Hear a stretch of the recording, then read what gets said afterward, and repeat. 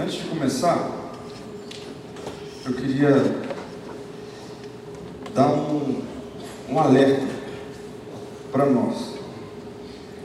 Algumas pessoas podem olhar para isso, né, que está acontecendo. O Ricardo tem usado a expressão, ontem eu acho que ele usou essa expressão, né, que a nossa comunidade está passando por um momento de curva, foi isso, né? Que passa muito por essa questão do crescimento que, bom, eu acho que é perceptível para todo mundo. Cada domingo a gente chega aqui e vê gente nova, visitantes, e não só pessoas que têm passado, mas pessoas que têm ficado, né? Se você fazer uma retrospectiva aí, você vai perceber que pelo menos uma vez a cada semestre nós temos recebido novos membros em nossa comunidade. Então, com isso, é normal que como a igreja é um ser vivo, né? É normal que a gente passe por períodos, por fases. E nós, enquanto líderes, temos a responsabilidade de perceber isso e manter a vida saudável, né? Estar sensível ao que Deus quer, ao que Ele está fazendo. Ontem, no final do mosaico, eu tive uma conversa com o Reis e Rafa, e nós dois, assim, surpreendidos de forma positiva pelo que Deus tem feito. E aí eu falei com ele assim: cara, a gente só não pode atrapalhar o que Deus está fazendo. E é isso, a gente só não pode atrapalhar o que Deus está fazendo no nosso meio, enquanto comunidade. Então, foi por isso, ou na verdade, está sendo por isso, que a gente tem passado por esse novo momento, que sim, começou no mosaico, a ideia da estrutura, ok? Mas acabou sendo feito como um laboratório. A princípio nem era essa a intenção, mas acabou sendo feito. Tem dado certo. E a gente percebeu que Deus tem nos levado a estender isso para toda a igreja. Qual é o toque que eu quero dar? Talvez muitas pessoas podem olhar para isso e falar assim: mas eu acho que esse é um negócio de adolescente e jovem. Então eu queria dizer o seguinte: a gente tem conversado com algumas pessoas, alguns pastores, e lido a respeito desse assunto em específico. E a questão é que no meio de adultos, quando a dinâmica é bem entendida, a tendência é que dê muito mais certo do que com adolescentes e jovens. Então eu acho que eu precisava falar isso, porque pode ser que algumas pessoas pensem assim: mas será que esse não é um negócio para adolescente e jovem só? Não, não é. E também isso não diz respeito apenas a uma metodologia, apesar de eu não ter preconceito nenhum com metodologias, porque quando eu olho para Jesus, Jesus aplicou metodologias. Então, eu não acho que a gente tem que ter preconceitos com isso. O que nós não podemos ser é engessados em relação a isso. Então, a gente está trazendo uma dinâmica, uma ideia, aproveitando esse momento da nossa comunidade, de curva, de mudança de características, de pessoas. E para manter esse crescimento de forma saudável, o Ricardo abordou na semana passada uma temática, hoje eu vou trazer uma outra temática, que na verdade vão estabelecer os dois pilares desse nosso projeto, tá bom? Que se você parar para perceber, né, eles são implícitos e explícitos na filosofia ministerial da nossa comunidade, né, o pilar missional e o pilar de comunhão, né, que está lá de sermos contemporâneos, sermos receptivos e tudo mais. Nós abordamos isso no mês passado. Mas que nessa dinâmica, de uma forma muito específica, essas são as duas bases que a gente entende que é o momento delas se solidificarem no nosso meio. Eu acho que esse é o termo. Então, o Ricardo, na semana passada, enfatizou o pilar comunhão, né, desse projeto de células e tudo mais. E durante essa semana, eu recebi um e-mail, talvez alguns líderes também tenham recebido esse e-mail, da Ângela. A Ângela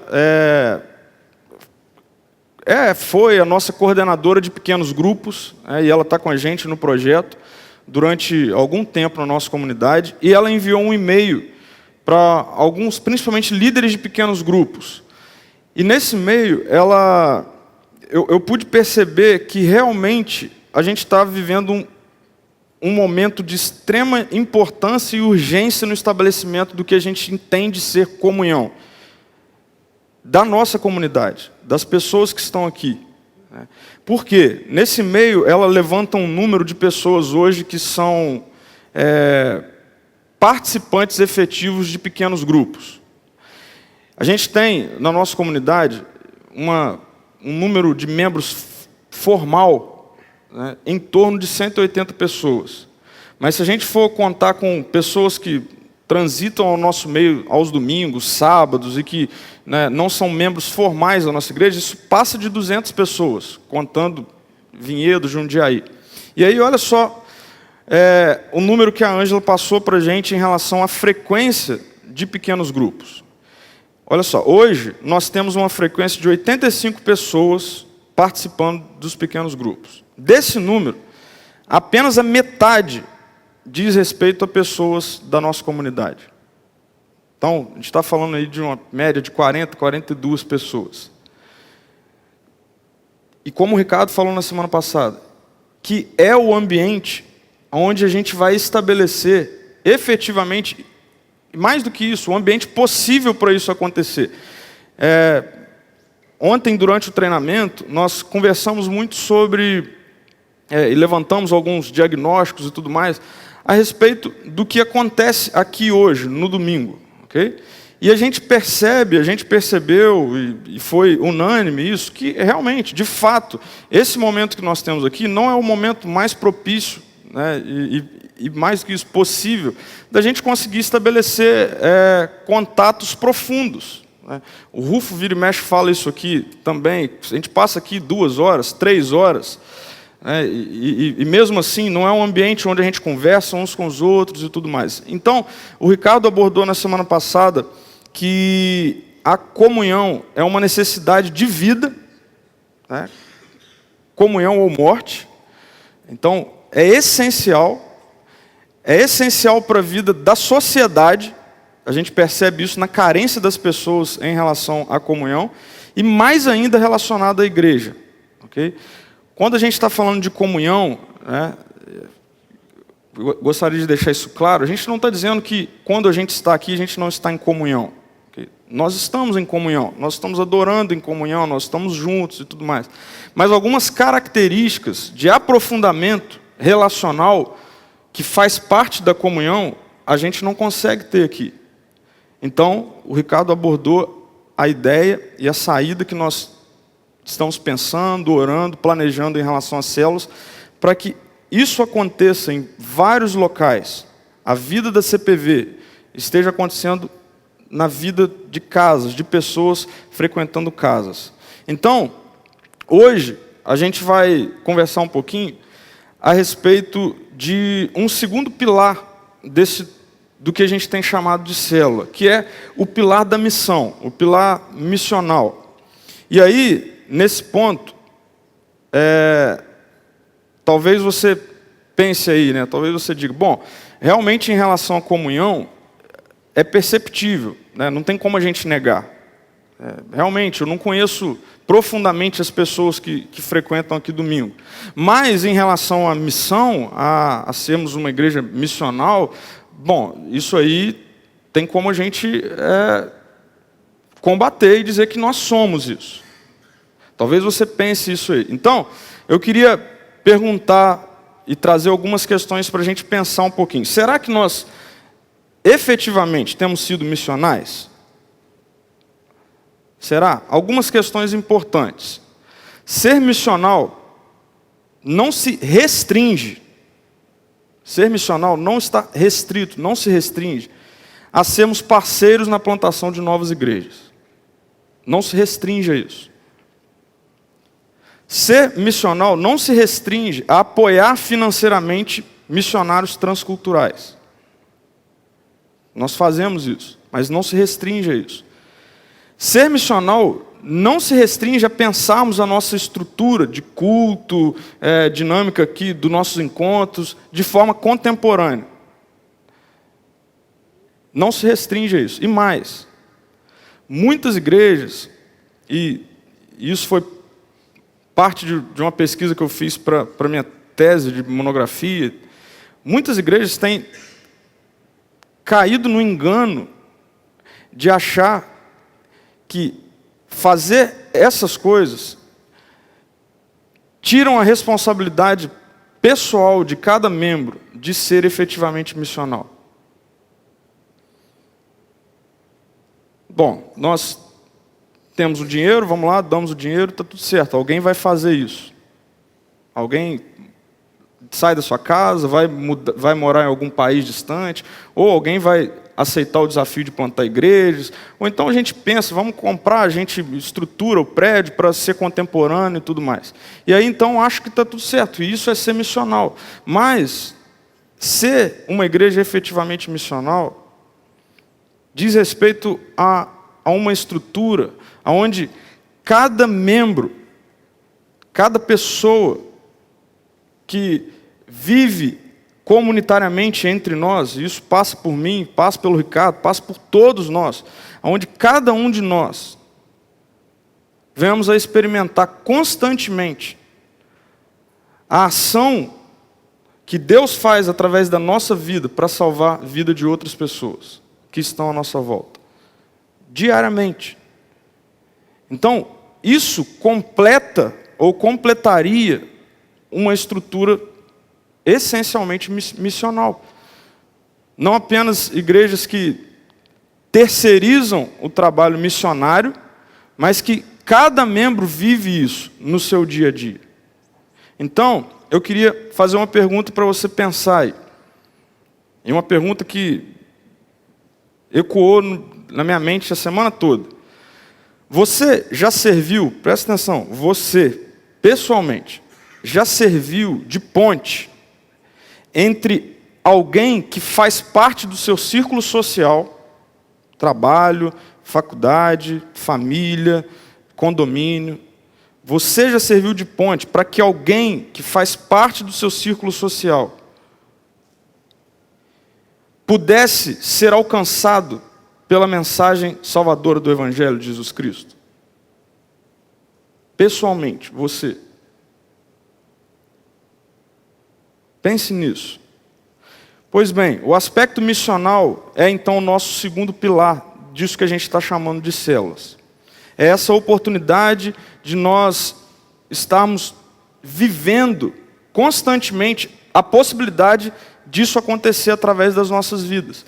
De nós servirmos como ponte entre pessoas que fazem parte do nosso círculo social e o Evangelho de Jesus Cristo. E para isso eu queria olhar mais uma vez um texto que foi trabalhado na perspectiva da comunhão na semana passada, e hoje a gente vai conversar um pouquinho na perspectiva missional. Um texto que se encontra em Atos, no capítulo 2, dos versículos 42 a 47. É um texto clássico que expressa a forma como os primeiros seguidores de Jesus Cristo viviam como igreja.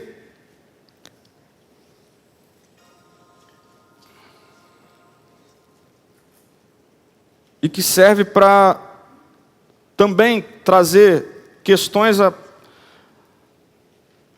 a nos desafiar em relação a como, não apenas missionalmente nós podemos ser como igreja, mas não apenas comunitariamente, mas também missionalmente. Então, diz assim o texto: eles se dedicavam ao ensino dos apóstolos e à comunhão, ao partir do pão e às orações. Todos estavam cheios de temor, e muitas maravilhas e sinais eram feitos pelos apóstolos. Todos os que criam mantinham-se unidos e tinham tudo em comum. Vendendo suas propriedades e bens, distribuíam a cada um conforme a sua necessidade. Todos os dias continuavam a reunir-se no pátio do templo, partiam pão em suas casas e juntos participavam das refeições com alegria e sinceridade de coração, louvando a Deus e tendo a simpatia de todo o povo. E o Senhor lhes acrescentava todos os dias os que iam sendo salvos. Algo, antes da gente entrar em algumas aplicações, importante a ser enfatizado, é que nós cremos, e quando a gente traz esse texto e pensando em estratégias e tudo mais, nós cremos que o objetivo central desse texto não é trazer para nós um formato, uma forma, mas é para trazer para nós uma essência. Okay? A gente, se você procurar saber, e eu já busquei isso, já existiram e ainda existem algumas correntes que querem pegar esse texto, por exemplo, e aplicá-lo de forma a se tornar um formato a ser copiado. Okay? Não, a igreja precisa voltar a ser como a igreja primitiva. Então, pega principalmente esse texto aqui e tenta pensar numa estrutura em que as pessoas voltem a viver isso aqui. A questão é, não tem como isso acontecer. Então, a gente crê que a ideia do texto, o princípio do texto para nós, não tem a ver com uma forma, mas tem a ver com essência. A essência da comunhão e a essência da missão. Então, olhando para o aspecto missional desse texto, como nós podemos resgatar a essência, ok? Preste atenção nisso, a essência que nos é apresentada pela igreja primitiva e que obteve grande êxito, prova disso somos nós aqui, e que obteve grande êxito, não apenas em relação à comunhão, como foi abordado na semana passada, mas também em relação à missão. Como que a gente pode resgatar essências disso? Em primeiro lugar, eu queria trazer 3 aplicações para nós. Em primeiro lugar, entendendo que a vida da igreja não se limita ao domingo. A vida da igreja não se limita ao domingo. Nós lemos a tradução que é a que a nossa igreja adota, a NVI, que diz que todos os dias eles continuavam a reunir-se no pátio do templo. Uma tradução que mais se aproxima do texto literal grego é a que diz que diariamente perseveravam unânimes no templo. Então, a gente precisa entender o porquê eles faziam isso. Por que eles não passaram a viver só em casas? Por que era importante eles estarem também no pátio do templo, como o Ricardo abordou na semana passada? Okay? Não imagine esse local como sendo isso aqui, um prédio fechado e tudo mais, mas por que eles se reuniam num grupo grande? Acho que isso classificaria melhor para nós. Eles diariamente perseveravam unânimes no templo. A gente, para entender isso, a gente precisa entender o objetivo que estava por trás disso. E a gente pegando o texto literal grego e buscando a tradução dessa palavra, perseveravam unânimes. A tradução mais literal diz respeito, imagine uma grande orquestra. Imagine uma orquestra. Alguém aqui já teve a oportunidade de assistir uma orquestra? Então, aquela apresentação, na verdade, é a cereja do bolo de muito tempo de ensaio, de muito tempo de dedicação, de muito tempo em que as pessoas, aqueles músicos, se reuniram, muitas vezes, sob a direção de um líder, o maestro, e ele então ensinava, direcionava como é que ele entendia que deveria ser a resposta final, a apresentação final. A ideia do texto grego para essa expressão, perseveraram unânimes, era essa ideia de um grande grupo de pessoas que se encontravam num local para serem ensaiadas, serem direcionadas. Olha, é assim que a gente tem que viver, é assim que a gente quer viver. Mesmo um grupo onde pessoas são diferentes, existia então, na figura lá dos apóstolos, daqueles que ensinavam, imagine a figura dele como um maestro, alguém que iria reger a grande orquestra, mas para isso, para essa resposta final ser uma resposta positiva, o que as pessoas iriam ouvir, seria uma bela canção, eles precisavam desses momentos de ensaio, onde eles eram direcionados, ensinados. E olha só, a ideia aqui não é a ideia de um culto que nós encontramos, por exemplo, no Antigo Testamento, em que Deus se manifestava naquele lugar ali. Não, era a ideia, lembra, o Espírito Santo já havia sido derramado. Em Atos 2 a gente encontra isso. As pessoas, eles entendiam a necessidade de estarem reunidos, então, nesse grupo grande, num primeiro momento, para andarem em comum acordo. Entenderam? Não é para cada um ir para suas casas, então cada grupo vai começar a viver de uma forma. Não, existia um padrão, um comum acordo. E onde isso era aprendido? Onde isso era direcionado? No ensaio. Imagine na orquestra, na hora da apresentação, cada músico resolver fazer o que quer fazer. Vai virar uma bagunça, uma coisa terrível. Pois bem, a igreja, se andar dessa forma, também vai virar uma coisa terrível. Então, sempre existiu e sempre vai existir a necessidade do encontro num grupo maior, como esse que nós vivenciamos aqui dominicalmente, nessa ideia de um grande ensaio. O Henrique usou a expressão de um vestiário de uma equipe, né? No vestiário é onde o treinador direciona, passa as estratégias, mas não é onde o jogo acontece. É a mesma ligação. O jogo da nossa vida não acontece domingo aqui, ou acontece. Não é aqui que eu tenho que responder as demandas da minha vida. Não é aqui que eu respondo aos desafios da minha vida. Não é aqui que eu respondo os meus momentos de ira, os meus momentos de egoísmo, os meus momentos de vaidade. É na vida. É quando nós saímos daqui. Mas aqui eu sou semanalmente ensinado. Semanalmente eu passo por uma espécie de ensaio, onde eu consigo sair daqui cheio do Espírito, através do direcionamento de líderes, do pastor, e aí então eu vou para o jogo da vida. E lembre-se, eles faziam isso em comunidade. Infelizmente, nós muitas vezes insistimos em fazer isso sozinho. E a questão é, ninguém joga sozinho. Nem as modalidades esportivas classificadas como individuais. Ninguém joga sozinho. Sempre existe equipe. Sempre existe equipe. Então, trazendo isso para os nossos dias, nós não podemos enxergar os nossos encontros de domingo. Grave isso, gente. Porque eu sei que possivelmente muitos de nós estamos vivendo dessa forma. Enxergando o encontro de domingo como um momento onde individualmente eu vou prestar o meu culto a Deus. Por uma questão de coincidência, eu faço isso no meio de um monte de gente. Não, não é para ser assim. Nós não chegamos aqui, eu falei especificamente sobre isso na primeira mensagem da série passada. Nós não chegamos aqui para prestar nosso culto individual a Deus. E nem prestar o meu culto em família, eu, a Marina e a Liz, a Deus. Nós fazemos isso como uma espécie de uma grande família, comprada pelo sangue de Jesus.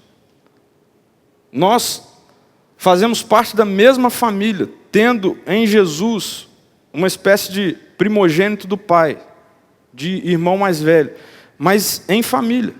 E percebam que isso às vezes tem se perdido.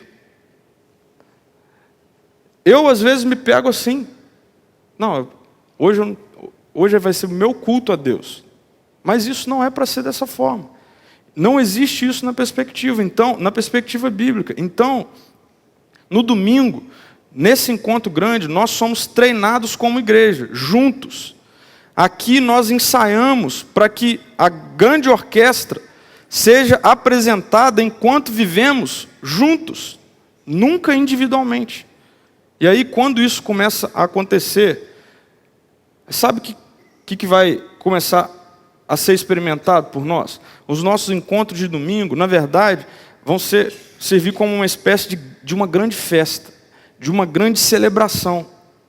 E não como um único momento de descarregar toda a pilha que vem sendo carregada durante a semana toda. Às vezes você não sente isso. Não vejo a hora de chegar domingo, porque aí, às vezes a gente mesmo cria isso. Domingo é o dia em que eu peço perdão a Deus pelos pecados que eu cometi durante a semana. Aí tem lá um momento para fazer isso. Domingo é o dia onde eu choro, onde eu me alegro. Tal. A gente acaba olhando para o encontro de domingo dessa forma de descarregar todo o nosso anseio, todas as nossas emoções que são acumuladas durante a semana. Mas veja, na perspectiva bíblica não é isso. Sim, nós temos aqui, encontramos aqui o momento de chorar, de sorrir, de adoração e tudo mais, mas não pode ser uma válvula de escape para aquilo que nós vivemos durante a semana. Quando se torna assim, nós deixamos de aproveitar muita coisa relacionada ao nosso encontro de celebração de domingo. Então, não esqueçam disso. Aqui nós aprendemos a andar de comum acordo. Domingo. Aqui nós somos treinados, mas não é aqui que o jogo se desenrola. Não é. A vida da igreja não acontece no domingo.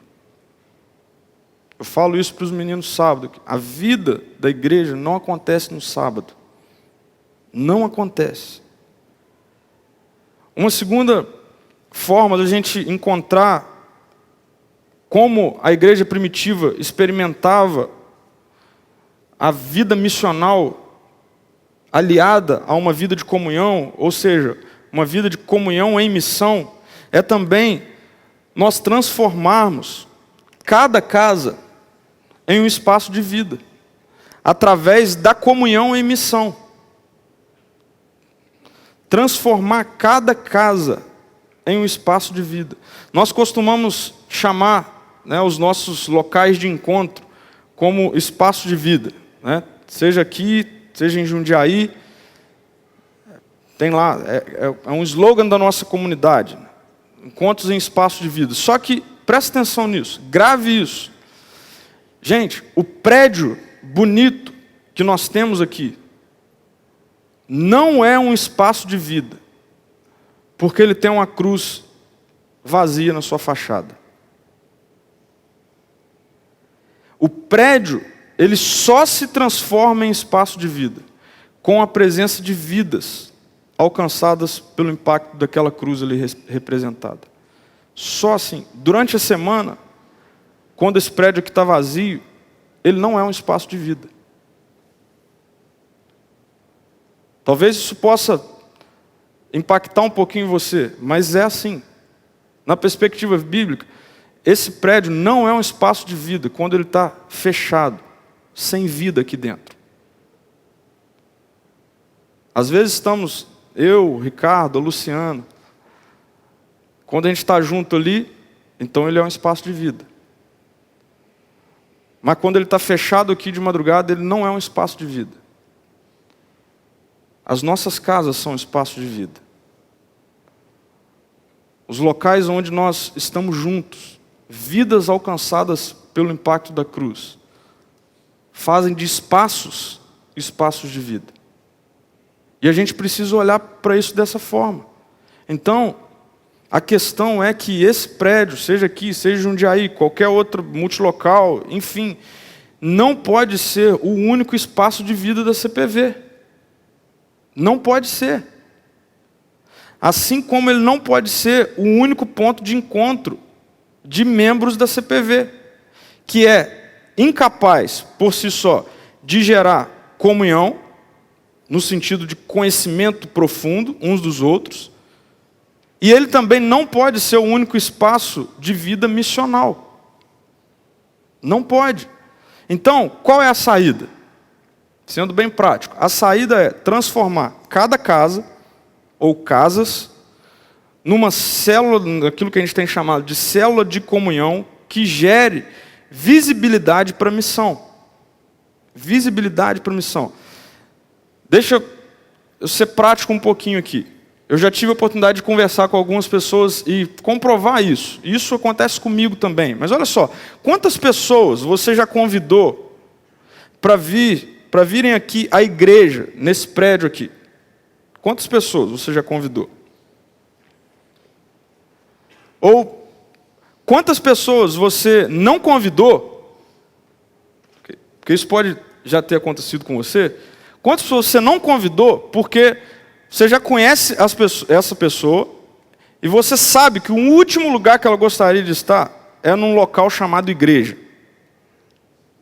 Quantas pessoas você, no seu trabalho, ou mesmo alguém da sua família, quando cita a palavra igreja, aí começa a trazer esse monte desculpa a palavra, né?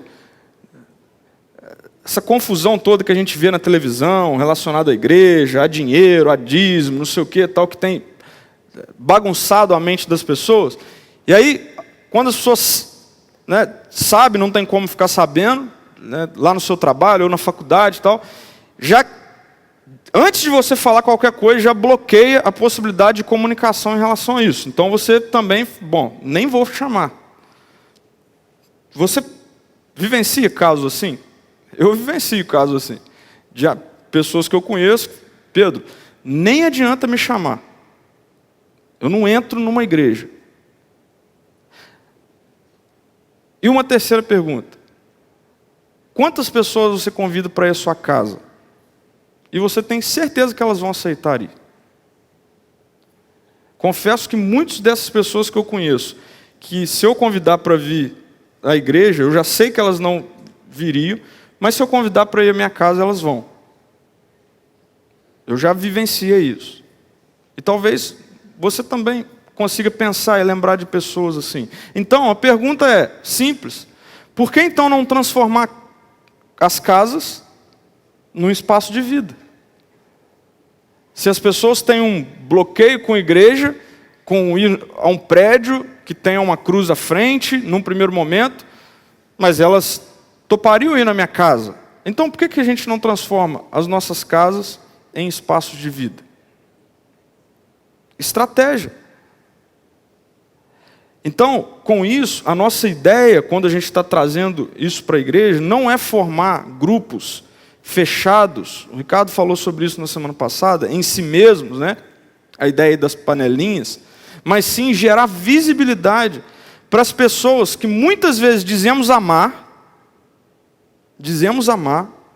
mas estamos sendo omissos quanto à maior demonstração de amor que nós podemos dar a elas, que é essa ideia de sermos ponte entre elas e a salvação eterna em Jesus Cristo. Gente, eu não consigo encontrar outra forma de amar maior do que essa. Não é ser simpático, não é dar presente, não é prover questões relacionadas a necessidades básicas, sociais. A maior forma de amor não é essa, num primeiro momento, ou não são essas. A maior demonstração de amor que eu posso dar para uma pessoa, que eu digo amar, é apresentá-la ao Evangelho de Jesus Cristo. Mas percebe que às vezes, a palavra, eu não consigo fugir dela, é essa, às vezes nós nos acovardamos a isso, por uma série de questões relacionadas à cultura, que a gente vive hoje e tudo mais, e a gente consegue conviver com pessoas que nós dizemos amar, diariamente, semanalmente, e se nós acreditamos na integralidade das Escrituras, e eu acredito nela, pessoas que vivem a sua vida assim, distantes do Evangelho de Jesus Cristo, isso tem que ficar muito claro. Jesus Cristo não é ser bom, não é ter uma vida socialmente correta, não.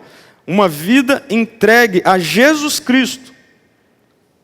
Se as pessoas não tiverem esse encontro, a eternidade delas será terrivelmente experimentada num lugar que as Escrituras chamam de inferno, distante da presença de Deus. Então, isso mexe comigo, porque tem pessoas que eu amo e que eu sei que, se partissem hoje, viveriam dessa forma. E isso tem me incomodado profundamente. Profundamente. Pessoas que têm o meu sangue. Eu não estou dizendo de pessoas que eu não conheço, pessoas que eu amo, mas que estão distantes da verdade expressa no Evangelho de Jesus Cristo. Boas pessoas, mas que não são suficientes pelos seus próprios méritos de adquirirem a salvação eterna. Então, o que eu estou esperando para começar a servir de ponte entre elas e Jesus? Aquelas pessoas na igreja primitiva, enquanto no templo elas ensaiavam, aprendiam como viver, nas casas elas viviam. E mais, apresentavam de forma visível às pessoas. O texto dá um detalhe para a gente. O texto diz que a sociedade via o que acontecia. Esse é um negócio que me assusta. Sabe por quê, gente? As pessoas que passam aqui na frente não estão vendo o que está acontecendo com a gente. Não estão vendo. E talvez elas também não viam o que as pessoas faziam no templo. E isso traz para nós a realidade de que elas viam como as pessoas viviam. Como as pessoas comiam junto. Quando as pessoas se alegravam junto. Então nós precisamos criar um meio de dar essa visibilidade para as pessoas. E aí eu quero trazer o que a gente tem vivenciado no Mosaico em relação a isso. Para quem não sabe, nós já estamos há um mês, um pouco mais de um mês, com esse projeto de células em andamento no Mosaico. Okay? A gente passou também por uma série e tudo mais, mas as pessoas já estão... Nós temos 8 células do Mosaico espalhadas em Jundiaí, Vinhedo e Valinhos. Ontem, pela primeira vez, ao longo desse tempo, a primeira vez ontem isso aconteceu, a gente tinha um número enorme de visitantes aqui. Enorme.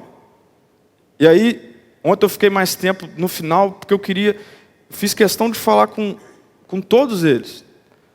Sabe de onde eles estão vindo? Das células. Nenhum deles entrou aqui ontem e não conhecia alguém, como um estranho.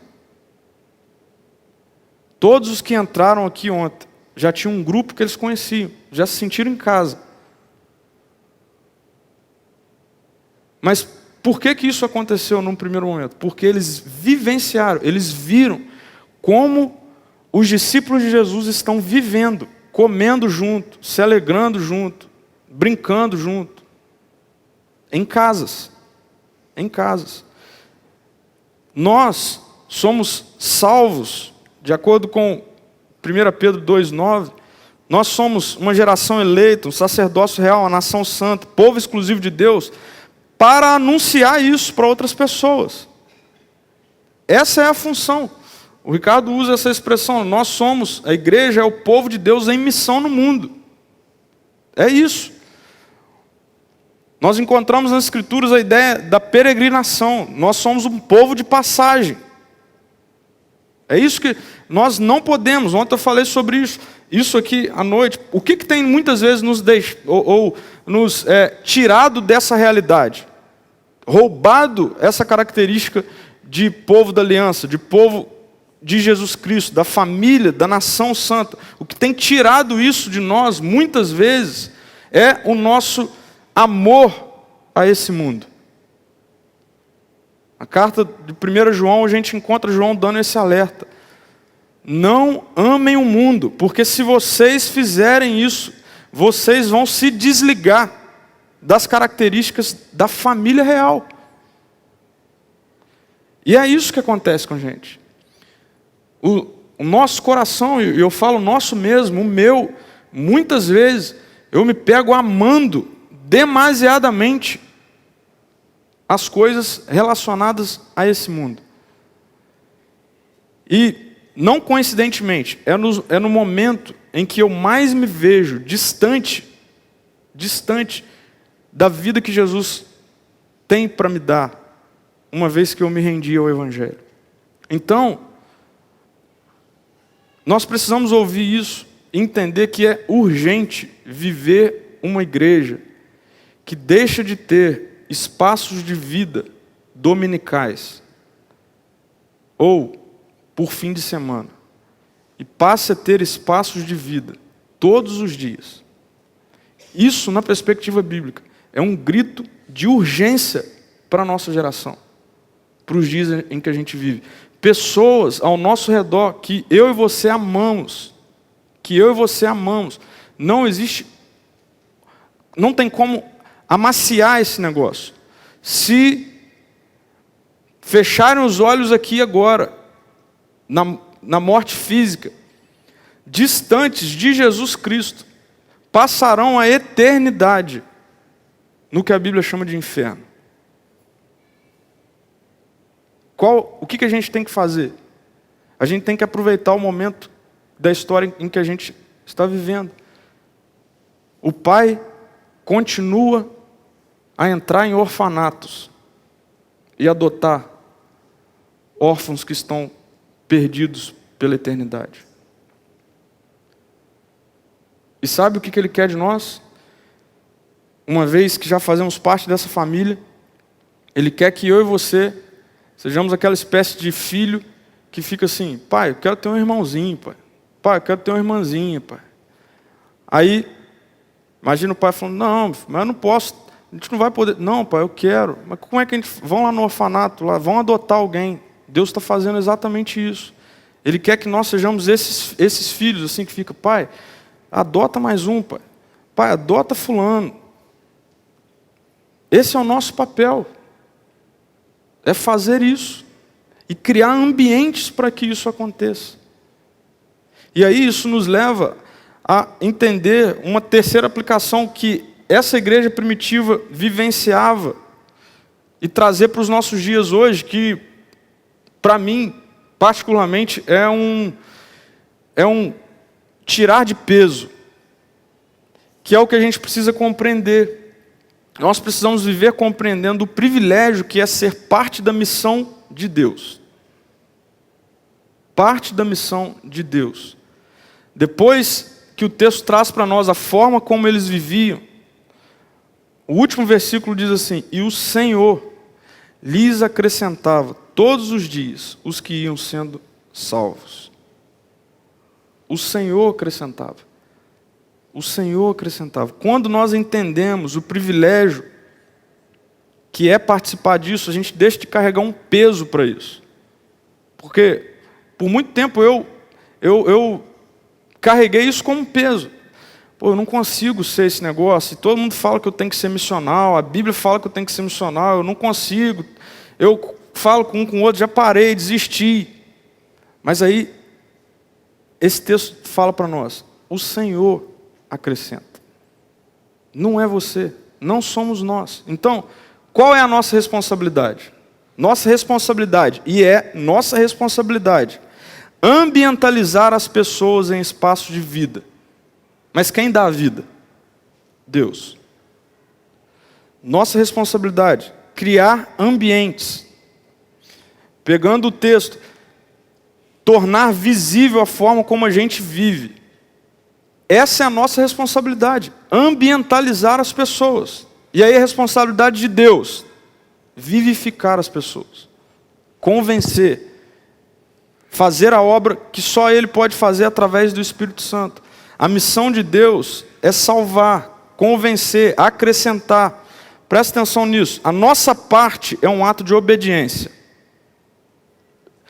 Só tem duas saídas: ou eu obedeço, ou eu continuo a viver rebelde a isso. Não existe outra. A nossa parte, um ato de obediência. A parte de Deus, um ato de soberania. Minha parte, obediência. A parte de Deus, soberania. Não tem como eu inferir nisso. Mas eu posso sim ambientalizar as pessoas a isso. E aí, gente, não tem nada melhor do que isso. Participar disso, da missão de Deus.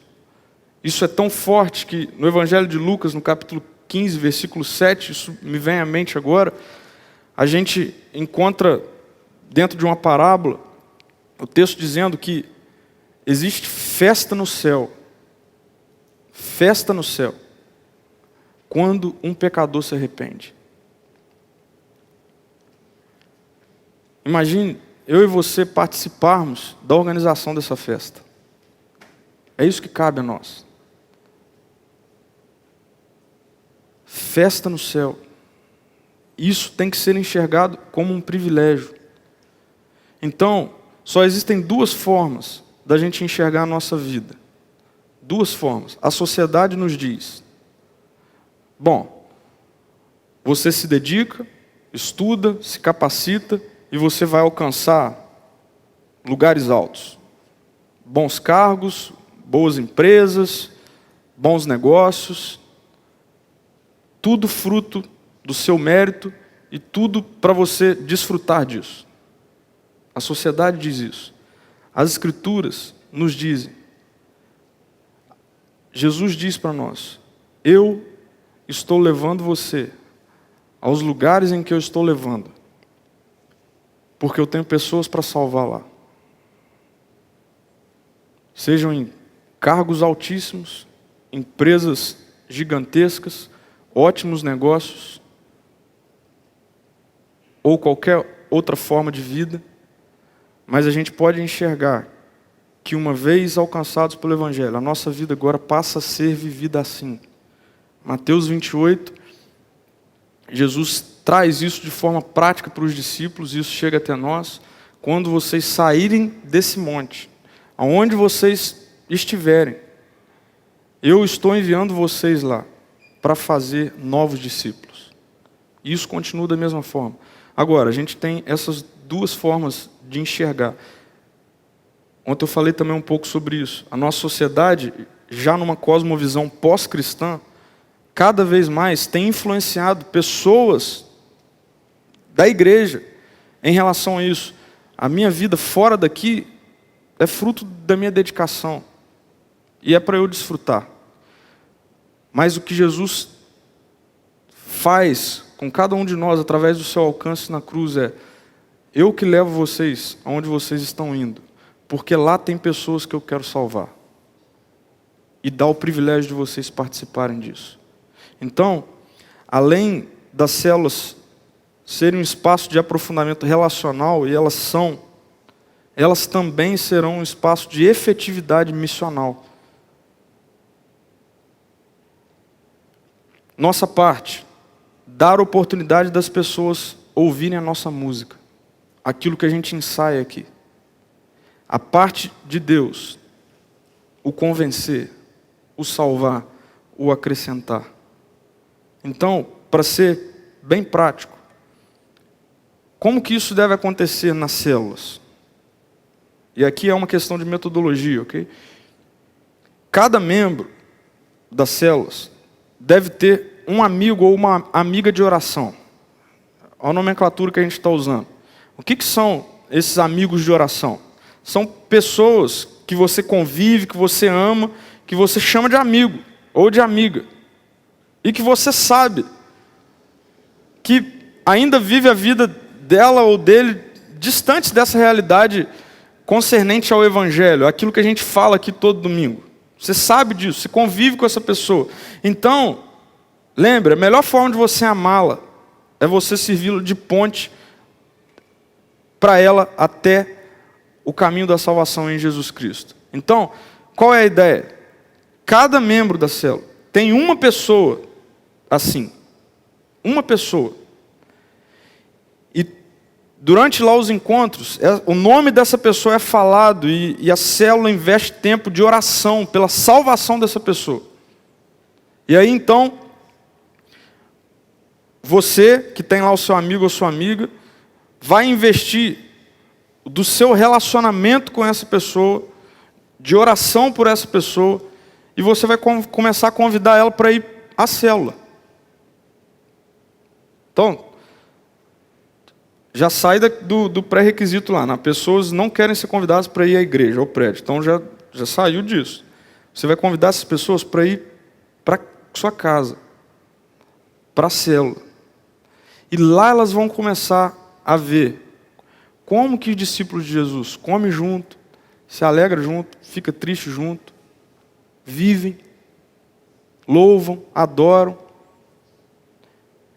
E aí a gente não tem. E a partir disso, Deus acrescenta. mas a gente precisa ter pessoas assim e participar disso na vida de pessoas. Eu não tinha dúvida. Algumas pessoas, alguns jovens do Mosaico, adolescentes que estavam passando por um momento até mesmo de esfriamento, começaram a experimentar isso e já me testemunharam: Pedro, eu nunca imaginei que esse amigo meu... Ontem a gente teve um caso desse aqui. A alegria do jovem, nem era adolescente, um jovem já falou: Pedro, ele é meu amigo de oração, cara, e veio hoje. E gostou e tudo mais. Eu tenho certeza absoluta que você, cada um de nós aqui, temos pessoas a se tornarem de forma urgente amigos de oração, para também terem suas vidas transformadas. E olha, o dia que você experimentar disso, você nunca mais vai enxergar o Evangelho da mesma forma. Não tem nada melhor do que ser alguém que serviu como um ajudador da festa que está acontecendo no céu. Então, que as células sejam esse espaço, sim, de um aprofundamento relacional entre nós, mas que também seja esse espaço de visibilidade, esse ambiente de visibilidade, para pessoas que nós saímos para happy hour, para pessoas que nós saímos para ir no cinema, chamamos para o nosso aniversário, mas continuamos deixando-as viver da forma como elas querem viver. Então que as células sejam esses espaços também intencionais, de ambientalização das pessoas que nós amamos, a boa notícia do Evangelho, na certeza de que Deus vai acrescentar aqueles que vão sendo salvos. Amém? Vamos orar? Senhor, muito obrigado, Deus, porque a Tua graça nos alcança como igreja e muitas vezes isso passa por o Senhor, que é o dono, o cabeça da igreja, alinhar algumas coisas, Pai. Nos dê ouvidos sensíveis, atentos, humildes, para conseguir perceber, Deus, os movimentos que o Senhor faz, porque a gente não quer de forma alguma atrapalhar o que o Senhor está fazendo, Deus. Então, livra-nos de viver isso, Pai. Qualquer forma de empecilho ao que o Senhor está fazendo, Deus. E às vezes a nossa vida acaba sendo, Pai. Então, tenha misericórdia de nós, Senhor. Obrigado porque temos a oportunidade, o privilégio de estarmos vivendo esse momento tão gostoso, Pai, na nossa comunidade, Deus. Do Senhor está acrescentando aqueles que são salvos, mas nós queremos conhecer mais uns aos outros, Deus. A gente quer viver a essência da igreja, Deus, do Senhor. Um relacionamento, Pai. Nós precisamos de relacionamento, Pai. Profundo, íntimo, Deus, uns com os outros. E nós também queremos experimentar da participação na salvação de pessoas que nós tanto amamos, Senhor, num primeiro momento. Nos incomode, Deus. Há pessoas que nós convivemos, pessoas muitas vezes da nossa família, nos incomode, Deus, e nos faça, talvez sim, passar por adaptação, por fase em que vamos ter que rever nossas agendas, mas nos dê coragem, o poder que há no Seu Espírito para experimentarmos, Senhor. É isso que a gente quer, Deus. Eu oro para que o Senhor faça isso, mova isso no nosso meio, Deus. E que a gente consiga perceber a ação do Senhor, assim como a gente tem percebido no Mosaico, em toda a nossa comunidade, Pai. Uma igreja que vive na essência a comunhão e a missão, Senhor. É assim que a gente quer viver. Desde já incomode, trabalhe no coração de pessoas a abrirem suas casas, enxergando não como um peso, uma atividade, mas um privilégio, Deus. Receber um espaço de vida, Deus. Um espaço de comunhão e de salvação, Senhor. Também levante no nosso meio líderes, pessoas que vão pastorear esses pequenos espaços de vida, Pai. Nos dê capacidade de enxergar e de experimentar coisas maravilhosas com o Senhor através das células, Pai. Em nome de Jesus, e tudo para a glória do Senhor. Amém, Deus. Amém.